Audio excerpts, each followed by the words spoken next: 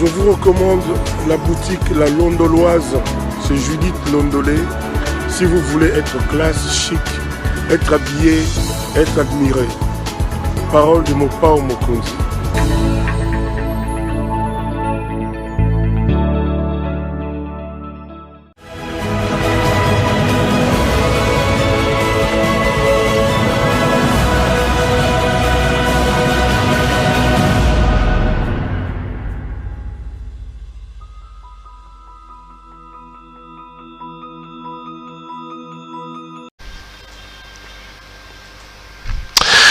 Madame, Messieurs, bonsoir ou bonjour, bienvenue à ce nouveau numéro de l'émission d'Écrit Info, ce magazine d'analyse d'actualité politique, sociale, économique et même juridique qu'on a lancé ici à CPL Télévision. On prend des questions importantes qui retiennent l'actualité dans plusieurs domaines.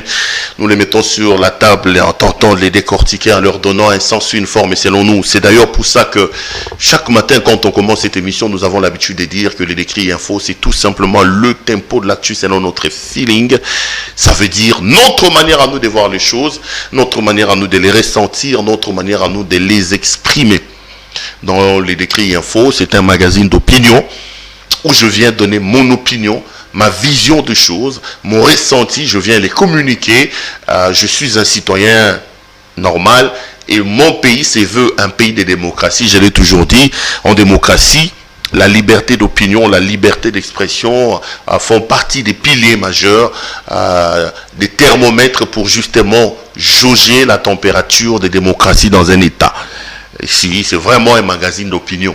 Vraiment un magazine d'opinion, c'est du journalisme parce que l'éditorial qui est un genre journalistique dans lequel le journaliste donne son opinion est reconnu dans la science et le journaliste est un citoyen qui peut donc parler de la situation de son pays. Ok.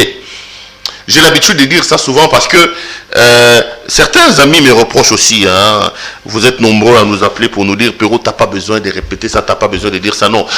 Parfois, la répétition est tout simplement la meilleure manière de pouvoir faire passer une pensée. Il y en a qui sont tellement intolérants, qui ne supportent pas la contradiction et qui n'aiment pas qu'on leur dise la vérité. Dans le cadre de ce que nous faisons ici, il y en a des gens qui sont dans une intolérance extraordinaire, qui peuvent vous appeler pour dire « Écoutez, Perrault, c'est pas normal ce que tu as dit. Est-ce qu'un journaliste parle comme ça? Est-ce que c'est du journalisme ?» J'étais en train de discuter avec un téléspectateur aujourd'hui. Il me disait, il me dit « Si c'est vraiment ça le journalisme, alors j'ai honte pour mon pays. » Oh, attendez, un peu de modestie quand même lorsque on évoque des questions pour lesquelles on n'est pas compétent. Moi, je suis journaliste, mais je suis incompétent en mécanique, je suis incompétent en électricité. Même quand il faut changer des phases, j'ai l'habitude d'appeler un petit qui vient le faire, parce que bon, lui, il est rodé, il a un peu de compétences là-dessus. Mais bon, c'est vrai qu'on peut se critiquer, mais quand on n'a pas de compétences dans un domaine, il faut arrêter de donner des arguments, des valeurs. Donc, c'est du journalisme. Ce que j'ai fait ici, c'est du journalisme. Donc je le répète, non pas pour vous agacer, mais aussi pour répondre très amicalement d'ailleurs à ceux qui se posent des questions. Et puis, vous allez remarquer une chose. Les gens qui nous reprochent un certain nombre de choses, c'est quand on prend des positions qui vont à l'encontre de ce qu'eux voient. C'est ce qui me fait plaisir dans ça. Tu vas voir quelqu'un qui, lundi, avait posté les vidéos de Perrault Loira sur son statut. Sur son mur Facebook, sur sa page, je ne sais pas moi, sur son statut WhatsApp, sur son mur, sur son compte Twitter, lundi. Là, il était tout content, parce qu'il estimait que Perrault a abordé une question, mais il est allé dans le sens qui lui plaisait. Le lendemain, la même personne voit une autre vidéo de Perrault Loira, il revient pour dire, non, ça c'est pas du journalisme. Attendez, hier c'était du journalisme parce que ça vous plaisait. Un peu comme ce qui se passe aujourd'hui avec l'église catholique. Moi, je suis malheureux de constater que certains hommes politiques, ceux qui étaient dans l'opposition hier, notamment ceux de l'UDPS, s'en prendre à l'église catholique.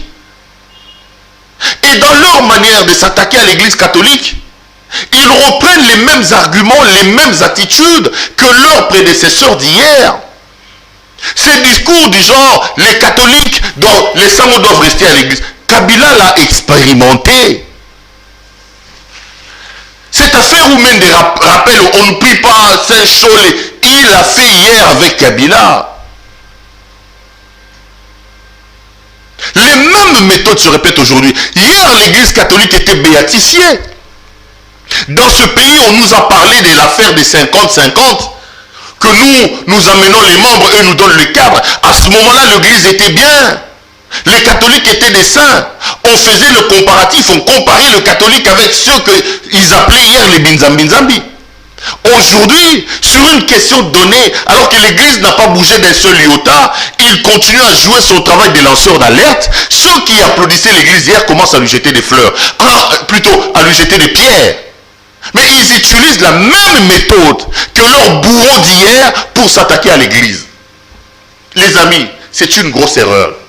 On dit en français que les mêmes causes produisent les mêmes effets.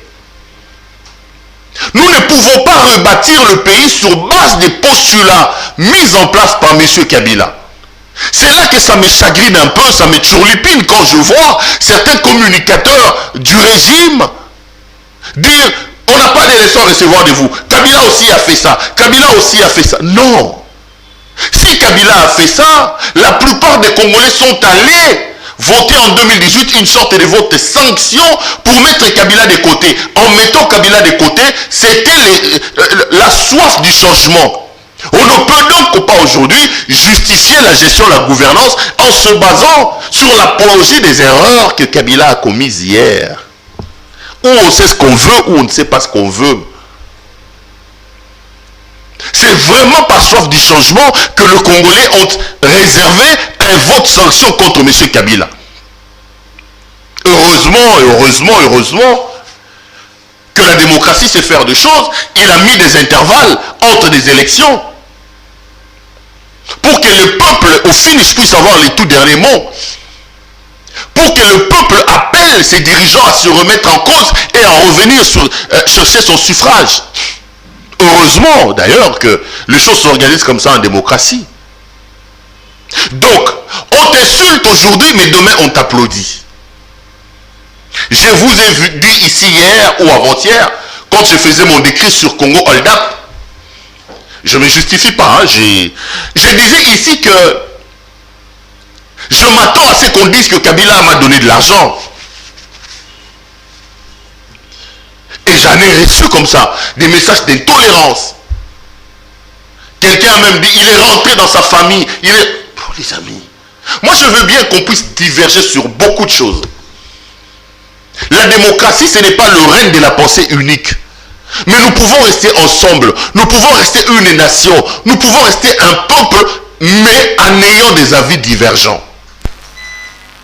Cette manière d'amener les insultes, les injures dans les débats politiques, je me dis, ça nous rabaisse. Je n'ai pas envie que mon pays nivelle vers le bas. On peut se contredire, on peut avoir des divergences tout en gardant de la hauteur. Pourquoi faut-il insulter? Pourquoi faut-il... Non. Moi, il y a des choses pour lesquelles je ne suis pas d'accord avec le président de la République. Il y en a pour lesquelles je ne suis pas d'accord avec Katumbi. Aujourd'hui, je me demande qu'est-ce qu'il fait à l'Union sacrée. On ne peut pas dire aux gens, voici la ligne rouge. Si vous faites ça, vous dépassez la ligne rouge.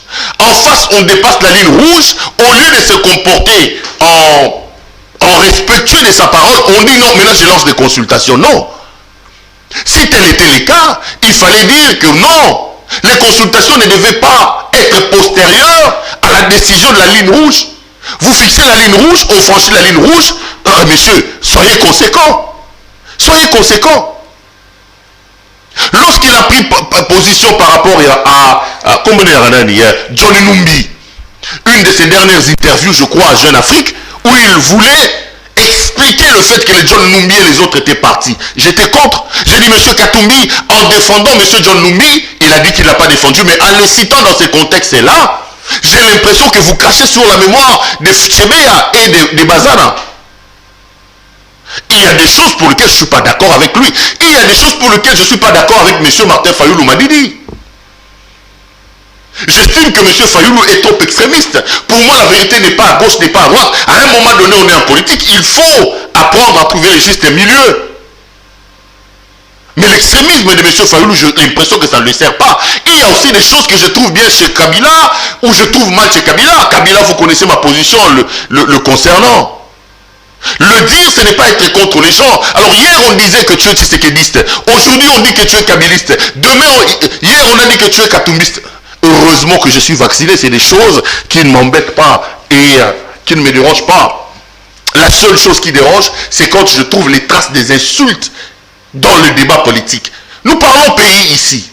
Et je vous l'ai dit et je vous le répète, le Congo est le seul bien en commun que nous avons. Notre responsabilité en tant que peuple, c'est de travailler pour que ce pays, nous le léguions entier à nos enfants. Beaucoup mieux que ce que nous avons hérité de nos parents. Quand on parle république, on parle sérieux. Quand on parle république, on ne vient pas par manque d'arguments insulter les gens. Quand on parle république, on pense à nos enfants. Ce n'est pas normal qu'à l'heure où nous parlons, alors que nous avons beaucoup de possibilités ici dans le pays, que nous n'ayons pas de courant, que nous manquons de l'électricité, que nous manquons de l'eau, que notre situation socio-économique se dégrade du jour au jour. Si balobi, il commence à mafinga, et comme ma menace et m'attaquer kitaki. Non, pas du tout. Motona mutu a gardé bande naïe. Tango ya malamu ya malamu. Je l'ai dit et je répète. Sur cette affaire de Congo Hold Up, je ne suis pas d'accord avec cette enquête-là. Parce que les amis, je le dis et je le répète, ceux qui ont produit l'enquête de Congo Hold Up ne l'ont pas fait de gaieté de cœur. Ce ne sont pas des enfants de cœur. Ils ne font pas les choses de manière innocente. Quand ils décident de se lancer dans une voie, généralement c'est des appendices, c'est des canaux de relais des politiques étrangères et des politiques sécuritaires de leur propre pays. Ne vous trompez pas. Les médias internationaux là ne sont pas des médias à applaudir aveuglément.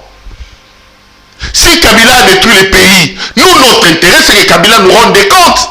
Il nous a dirigés pendant 18 ans. Il ne peut pas se permettre de tremper dans les caisses de l'État. Je suis totalement d'accord. Et nulle part j'ai dit que Kabila était saint. Nulle part non plus j'ai dit que Kabila n'avait pas volé. Non. Je n'ai pas non plus dit que Kabila n'avait pas détourné. Je n'ai jamais dit ça. J'ai dit que Kabila vole, que Kabila détourne, que Kabila détruise. Ça s'est fait chez nous. Que ces gens-là nous laissent en paix. Parce que si pour nous, l'intérêt est de demander à Kabila des comptes, eux pour eux, l'intérêt c'est de rendre des comptes à Kabila pour des choses, certaines positions que Kabila a prises contre eux, comme le contrat chinois, comme l'affaire aujourd'hui de la révision du code minier. C'est des choses qui profitent au Congo, mais qui leur fait mal par rapport à leurs intérêts. Ils ne peuvent donc pas se cacher derrière une soi-disant enquête des bons sens pour régler les comptes à Kabila. Je le dis et je le répète, j'appelle mes compatriotes à ne pas faire confiance à cette enquête-là. Ne vous fiez pas à ce que le Mundele fait. Le néocolonialisme, l'impérialisme, je dis à un moment donné, nous devons être panafricains. Le panafricanisme doit exister chez nous. Détrompez-vous les amis. Tous les bruits qui se fait par rapport à Congo Hold Up, ça ne nous profitera pas. Babandaka Boye, lobby ils vont faire un mandat contre Kabila, demain ils viendront prendre Kabila ici, et j'ai donné des exemples. Laurent Gbagbo, Jean-Pierre Bemba, Mohamed Kadhafi, ils sont venus nous tuer Kadhafi ici, au vu et au su de nous tous. Qu'est-ce qu'ils disaient derrière? Que Kadhafi était un dictateur, que Kadhafi était en train de brimer son peuple. Ils tuaient son peuple. Maintenant que Kadhafi est mort, maintenant qu'ils ont tué Kadhafi, eux maintenant ils protègent les Libyens. Vous voulez me dire que les Libyens vivent mieux aujourd'hui qu'avant Kadhafi? Non, pas du tout. C'était par rapport à leurs propres intérêts qu'ils ont fait ça. Mais ils se sont cachés derrière un bon sens en disant non, c'est un dictateur. C'est ce qu'ils veulent faire ici. Ils se cachent derrière le combat contre la corruption, contre le détournement, en expliquant que Kabila a détourné, il a volé. Oui. Quand tu regardes au niveau de la forme et tu dis oui, Kabila a détruit, Kabila a volé, tu peux applaudir, mais derrière, qu'est-ce qu'ils sont en train de chercher? Est-ce que vraiment pour la lutte contre la corruption, est-ce vraiment pour la lutte contre le détournement qu'ils le font? J'ai dit non, donc je ne me laisse pas aller. C'est ma façon de voir les choses. Si tu vois les contraires, c'est ton affaire. Mais je refuse qu'on s'insulte pour ça. Je refuse qu'on s'insulte pour ça. Donc je suis heureux de vous retrouver. J'ai commencé cette émission, c'est-à-dire grand merci à mon partenaire, Judith Londolé Betokos, avec sa boutique La Londoloise. Vous êtes un homme, vous voulez vous habiller de manière chic, extraordinaire, veste, chaussures, chemise, montre, tout ce qui concerne l'habillement homme. Regardez donc les spots publicitaires qui est passé avant les débuts de cette émission, qu'on va aussi rediffuser à la fin de cette émission. Appelez Judith Londolé Betoko, soit dit en passant, je vous dis que la chemise que j'ai portée aujourd'hui, c'est donc Judith Londolé Betoko avec sa boutique La Londoloise qui m'a habillé. Vous aimez la chemise, vous l'appelez, vous dites, Madame Betoko, on a vu une belle chemise chez Perrault, on voudrait bien la voir. Elle se fera le réel plaisir de pouvoir vous envoyer. Les amis, vous avez vu mon thème. Je voulais qu'on discute un peu aujourd'hui par rapport à la présence de l'armée ougandaise en République démocratique du Congo. Je ne parle pas de la situation dans l'Est de la République comme j'ai l'habitude d'en parler pendant 5 minutes. Pourquoi? Parce qu'aujourd'hui, mon décrit est consacré à la situation sécuritaire dans l'Est de la République. Nos confrères des RFI nous ont dit avant-hier que le président Félix Antoine Tshisekedi Tshilombo a décidé d'autoriser l'armée ougandaise, de donner l'autorisation à l'armée ougandaise de rentrer sur le sol congolais pour traquer les rebelles ADF. J'ai vu le ministre Mouyaya faire une interview dans laquelle il a dit que c'était faux, il n'y avait pas de troupes ougandaises sur le sol congolais, il n'y avait pas ceci, il a expliqué des termes militaires en disant non c'est faux, non c'est faux. Mais les amis, les Ougandais sont bel et bien sur notre sol. À l'heure où nous parlons, l'armée ougandaise est en train de traquer les terroristes ou les rebelles, donnez le nom que vous voulez, dans l'Est de notre pays. Donc, le ministre de la Communication et des Médias, M. Patrick Mouyaya, a menti. J'ai un communiqué ici, publié ce matin d'ailleurs, par les FARDC, qui d'une certaine manière reconnaissent un peu la présence de l'armée ougandaise. C'est le général Kassongo Chibangu Léon Richard, général-major, porte-parole des FARDC qui les signe. Les communiqués viennent de notre confrère Eric Wemba, je cite la source, de exclusifrdc.com, un des médias sérieux que nous avons ici au Congo. Quand Eric Wemba vous donne une information, je vous conseille d'ailleurs d'aller lire exclusifrdc.com. exclusifrdc.com. Si vous voulez vraiment être utilement informé, parmi les sites que nous avons ici, vous pouvez aller lire mon ami Eric Wemba. N'oubliez pas, vous pouvez aussi lire cepelnews.net. Cepelnews.net donne aussi de bonnes informations. Donc, Eric Wemba, courage. C'est Eric Wemba qui publie les communiqués, qui me l'envoie d'ailleurs. Communiqué des FARDC. Je vais lire les communiqués avant de pouvoir vous donner les informations. Communiqué des FARDC. Les forces armées de la République démocratique du Congo portent à la connaissance de l'opinion que, conformément à la planification des opérations dédiées à éradiquer la violence, elles ont monté, qu'est-ce que je dis? Elles sont montées à l'assaut des positions des terroristes et des forces démocratiques des alliés ADF situées à Kambiya Djoua, dans l'axe nord du secteur opérationnel Soukola Grand Nord. Menée de manière professionnelle, cette opération a bénéficié de l'appui de l'artillerie des forces de défense du peuple ougandais, en sigle UPDF. Pour l'instant, les forces spéciales congolaises, appuyées par les unités spéciales ougandaises, vont mener des opérations des fouilles et des contrôles des zones pour nettoyer et sécuriser les positions des ADF touchées par les frappes de ce matin. Le bilan de cette opération sera rendu public dans les heures qui suivent. Ici, c'est un communiqué des forces armées de la République démocratique du Congo, signé par le porte-parole des FARDC, le général Léon Richard Kassonga, qui dit que les forces armées de la République démocratique du Congo, appuyés par les unités spéciales de l'armée ougandaise, vont mener une opération de fouille et de nettoyage. Une opération de fouille et de nettoyage consiste donc, les amis, quand on bombarde une position, les forces doivent arriver pour nettoyer l'espace qui a été bombardé et les réoccuper pour empêcher aux rebelles qui ont été déguerpis de l'endroit de revenir. Ça veut dire quoi? Ça veut dire que les Ougandais sont sur notre sol. Le ministre Patrick Muyaya a donc menti. Les Ougandais sont chez nous. Monsieur le ministre, chers frères et amis, j'aime beaucoup le nouveau narratif que vous avez apporté.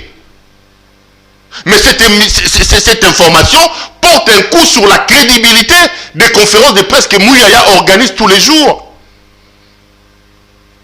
Comment pouvons-nous croire à notre gouvernement quand la veille, le gouvernement nous dit que les Ougandais ne sont pas chez nous et le lendemain, les forces armées de la RDC disent le contraire? Quel est l'intérêt de mener une communication mensongère alors que nous sommes en pleine guerre contre les terroristes qui tuent chez nous? Logiquement, lorsque l'armée entre en guerre, lorsqu'un pays entre en guerre contre les forces négatives, il a besoin de la mobilisation et du soutien de sa population. Mais cette mobilisation-là, ce soutien-là, on ne peut pas l'obtenir avec une communication mensongère comme celle de la Patrick Muyaya. Monsieur le ministre, là, vous avez tapé à côté. Je pense que le nouveau narratif ne doit pas se limiter à une campagne de mensonges. Si véritablement notre gouvernement, nos autorités, qui sont mieux informées que nous, estiment que pour le bien du Congo, il faut que les Ougandais viennent nous soutenir, qu'ils assument, qu'ils communiquent. Diriger, c'est aussi faire des choix. Et on assume ces choix-là. On ne cherche pas à contourner en organisant une campagne de mensonges. Donc, M. Muyaya nous a menti. Et je dis, le mensonge de Muyaya, balayé 24 heures ou 48 heures après par les forces armées de la RDC, porte un coup sur le gouvernement, sur la communication et même sur le soutien que notre armée attend avoir de sa population. Muyaya fait des conférences de presse pratiquement toutes les semaines. Quelle crédibilité allons-nous encore donner aux porte-parole du gouvernement quand on sait que l'homme s'évertue aujourd'hui à mentir sa propre population? Je sais qu'on est dans un domaine militaire, il me dira c'était un problème stratégique. J'aurais voulu, si c'était un problème de stratégie, que le gouvernement puisse se taire. Le silence est aussi une forme de communication. Le silence est aussi une forme de communication.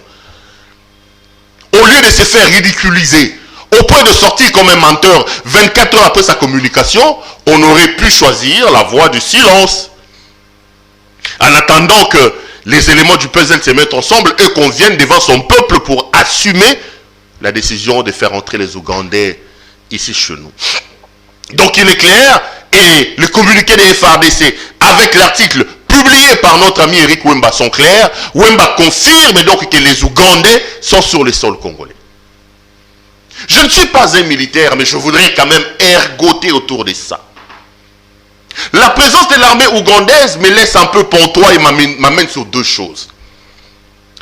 Si nous acceptons aujourd'hui d'ouvrir nos frontières pour permettre à l'armée ougandaise d'entrer sur le sol congolais et de traquer les ADF, cela veut dire que d'une certaine manière, nous reconnaissons notre incapacité, notre impuissance de pouvoir assurer la sécurité et de combattre nous-mêmes sérieusement contre ces Ougandais, ces ADF-là. Et cette incursion, ou plutôt cette autorisation à l'armée ougandaise, intervient à un moment clé, au moment où la République est en plein état de siège. L'état de siège suppose donc que tout s'arrête et que nous mettons en place tous les efforts sur cette opération-là. Que nous ayons accepté d'ouvrir nos frontières pour laisser à l'Ouganda d'entrer chez nous, c'est une preuve, ou plutôt, c'est une manière de mal nous vendre. Nous reconnaissons que nous-mêmes, nous ne pouvons pas. Nous reconnaissons que nous-mêmes, nous sommes impuissants. Nous reconnaissons que nous-mêmes, nous sommes limités. Nous avons besoin de l'armée ougandaise. Nous nous vendons mal. Je ne suis pas autorité, je ne connais pas les raisons. Mais deuxième élément, nous ne devons pas oublier des problèmes que nous avons avec notamment l'Ouganda et le Rwanda. Le docteur Denis Mukwege l'a dit, les amis. Est-ce que nous pouvons obtenir quelque chose de bon avec l'Ouganda? Je ne sais pas. Je me pose des questions. Je reste convaincu, et vous le savez, beaucoup d'entre nous le savent, que par rapport à la situation sécuritaire dans l'Est de la République, que par rapport à nos malheurs et par rapport à nos misères dans cette partie de la République, le Rwanda et l'Ouganda sont responsables de beaucoup. Ces deux pays-là ne sont pas innocents par rapport à ce qui nous arrive. Ils sont des tireurs de ficelles pour piller l'Est de notre pays, pour piller nos minerais. L'Ouganda et le Rwanda se réjouissent de nous voir faibles dans cette partie-là pour qu'eux puissent avancer leurs pions. Et là, je confirme justement, je me pose la même question que le docteur Denis Mukwege. Pouvons-nous faire confiance au pyromane qui veut se transformer au pompier? Vous venez, vous brûlez ma case. Vous avez une allumette avec l'essence, vous brûlez ma maison, vous revenez après pour me dire non, je suis pompier pour éteindre ça. Les Ougandais, les Rwandais, les amis, ne nous cachons pas dans l'Est de la République. Parmi les gens qui nous déstabilisent, qui ont une certaine responsabilité dans ce qui arrive, le Rwanda et l'Ouganda ne sont pas des innocents. Le Rwanda et l'Ouganda ne sont pas des innocents. Aujourd'hui, ce n'est pas les pyromanes qui viennent dans la peau des sapeurs-pompiers chez nous. C'est des questions comme ça qu'il faut se poser. Que d'ailleurs les prix Nobel de la paix de Denis Mukwege se posent. Nous avons des problèmes avec le Rwanda, avec l'Ouganda. Ces deux pays-là se sont permis de se battre ici chez nous à Kisangani. Qui a oublié la guerre des 6 jours? Nous avons vu des dizaines de nos compatriotes être assassinés. Nous avons traîné l'Ouganda devant la Cour internationale de justice. Sur l'Ouganda pèse un jugement dit en notre faveur. L'Ouganda doit à la RDC 10 milliards de dollars américains. Nous sommes incapables d'aller demander cet argent à l'Ouganda. Pourquoi l'Ouganda doit nous payer 10 milliards de dollars? Parce que la Cour internationale de justice a reconnu la responsabilité de l'Ouganda dans ce qui est arrivé chez nous, dans la déstabilisation, la destruction et même les tueries chez nous. Aujourd'hui, nous ouvrons grandement nos frontières pour que l'Ouganda vienne chez nous. On dit en français, tout chemin mène à Rome. La fin justifie les moyens. Si vraiment nos autorités ont de bonnes informations et estiment qu'elles doivent faire confiance à l'Ouganda, peut-être qu'à la fin, tout ce que nous voulons, le résultat que nous voulons, c'est que la paix revienne totalement dans l'Est de la République. Mais moi, comme Congolais, comme compatriote, je suis très mal à l'aise de voir l'armée ougandaise entrer chez nous. Et pourquoi l'Ouganda vient chez nous?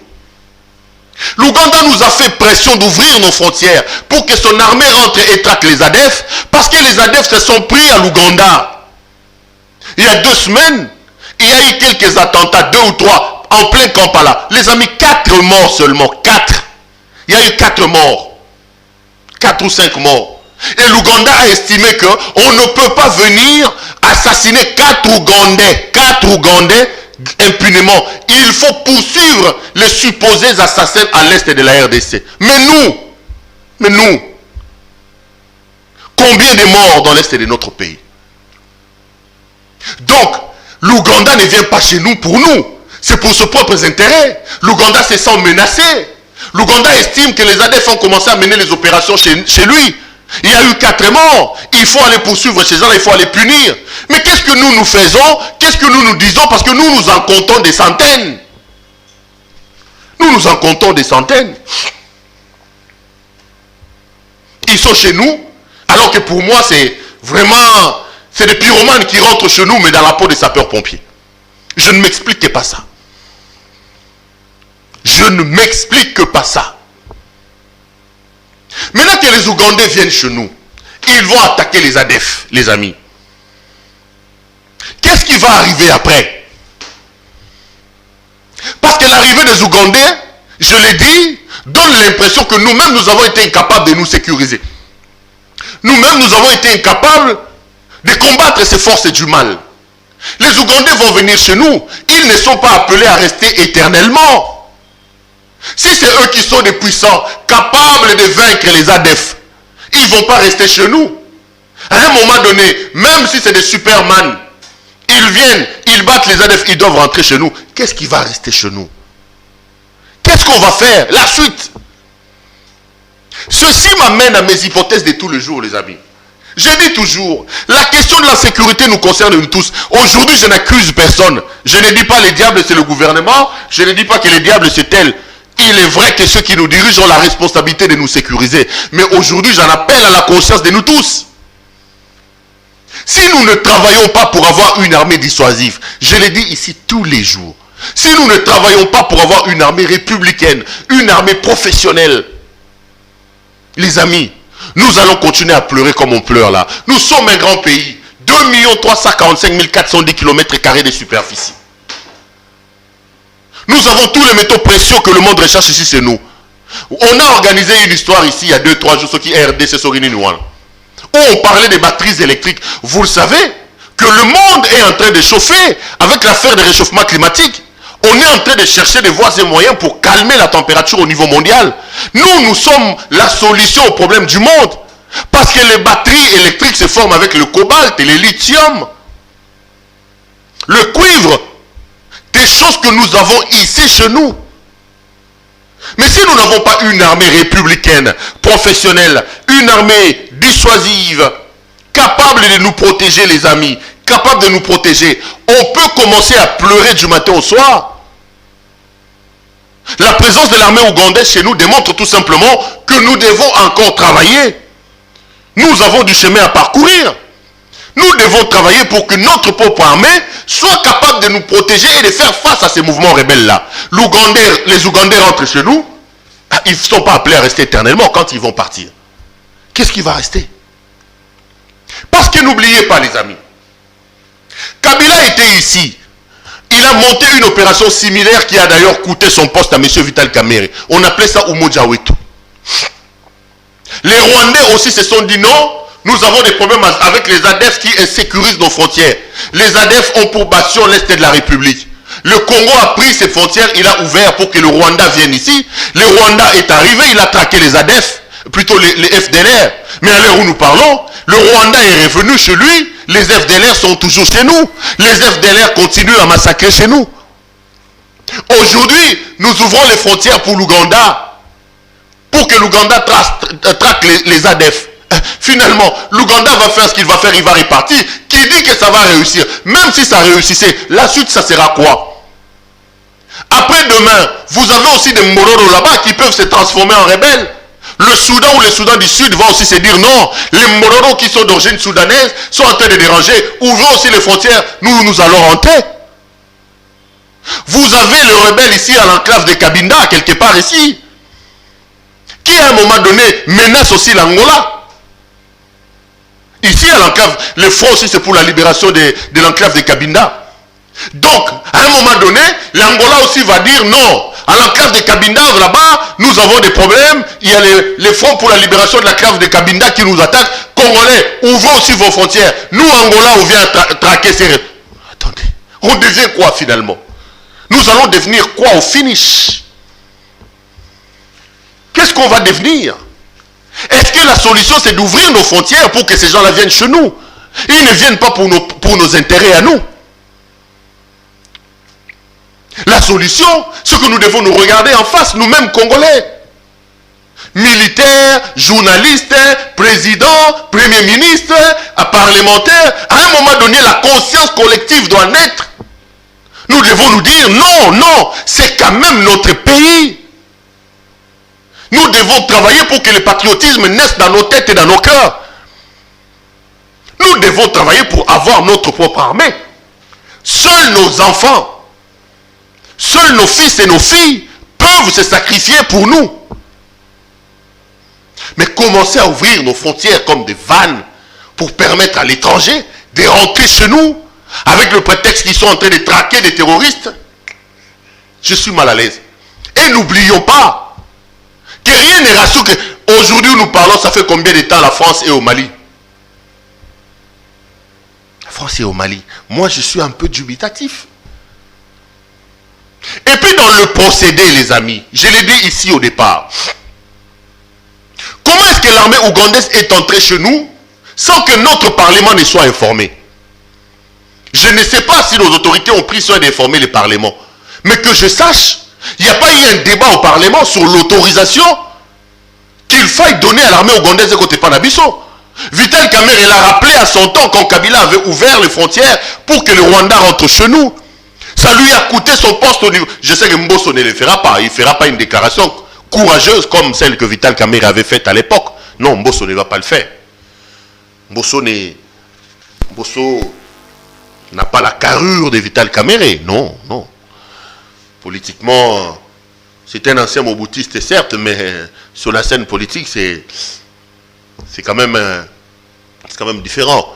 Je n'attends pas, je ne rêve pas, je ne vois pas Mbosso faire une déclaration du genre Vital Kamerhe qui a posé des questions au président de la République, qui s'est demandé comment est-ce qu'on a autorisé au Rwanda de rentrer chez nous sans que les parlements ne soient informés. Mais on a reproduit apparemment la même chose. Mouyaya nous a menti que l'Ouganda n'était pas chez nous. Aujourd'hui, le communiqué de FRDC confirme que l'Ouganda est chez nous. Mais est-ce que notre Parlement est informé que l'armée ougandaise est chez nous? Est-ce que notre Parlement est informé que les Ougandais sont entrés chez nous?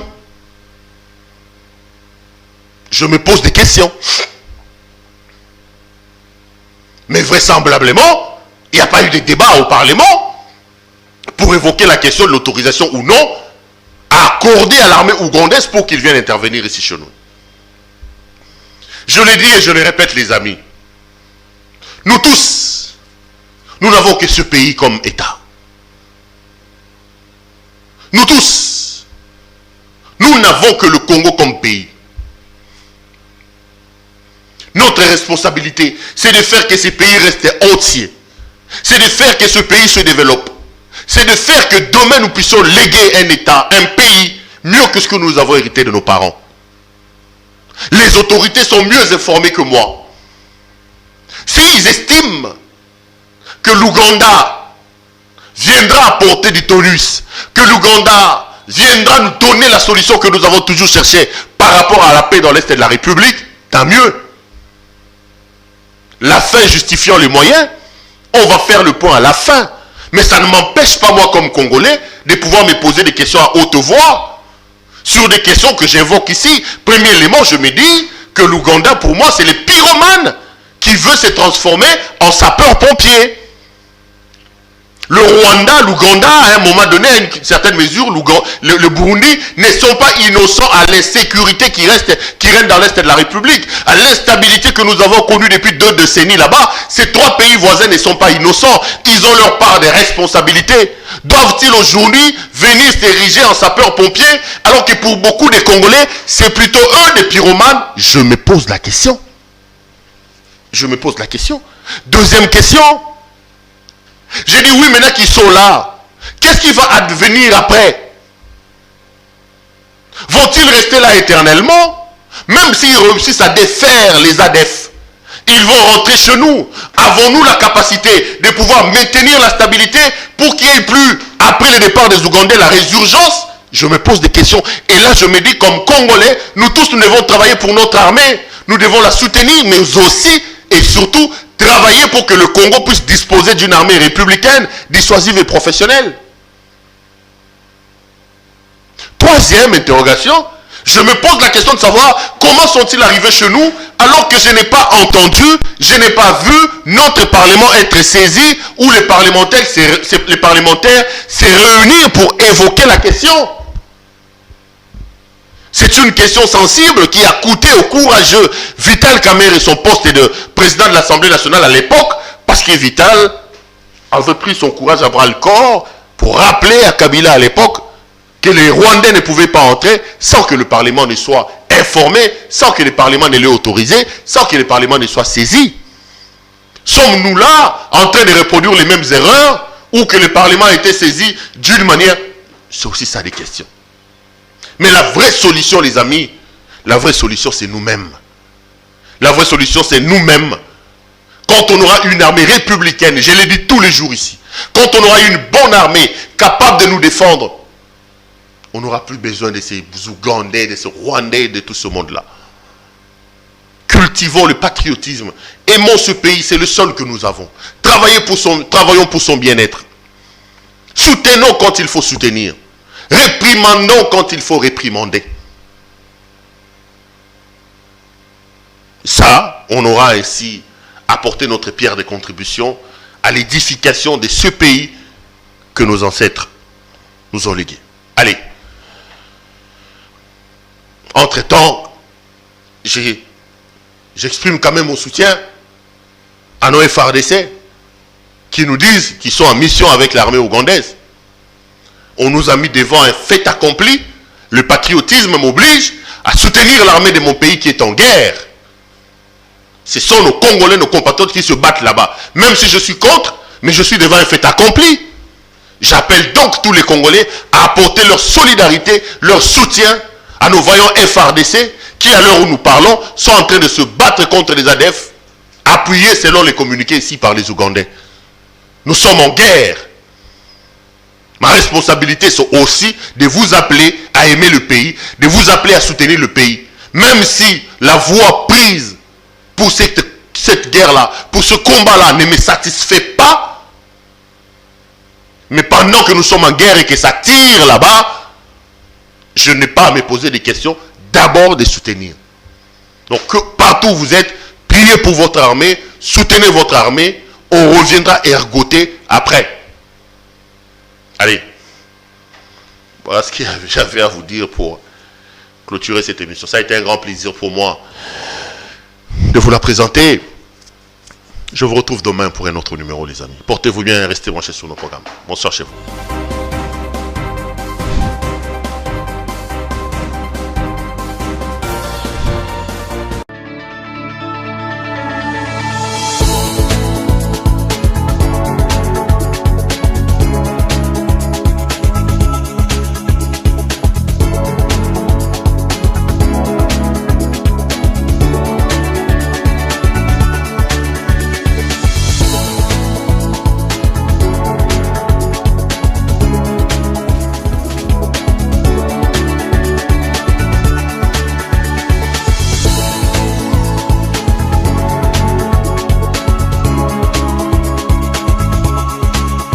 Je vous recommande la boutique La Londoloise, c'est Judith Londolé. Si vous voulez être classe, chic, être habillé, être admiré. Parole de Mopao Mokonzi.